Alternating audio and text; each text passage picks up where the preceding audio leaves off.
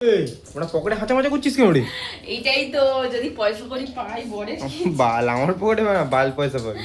সত্যি পুরো ফুটা কপাল আমার, একটা পয়সা পাবি না, আমার পকেটে বেকার, সত্যি কিছুই দেখো পাবি না, ঠিক আছে? ফাটকা।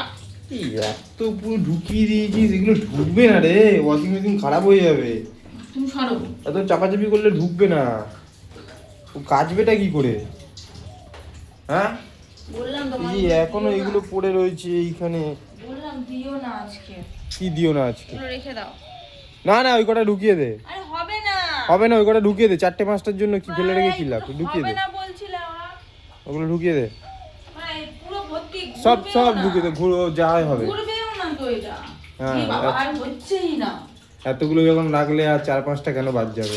হচ্ছেই না, আর হবে না বলছি। আমি বললাম তুমি জিনিসগুলো রাখো, আর পরে একদিন কেটে দিতাম, বললাম তোমাকে যে পরে একদিন কেটে দিতাম, রাখো।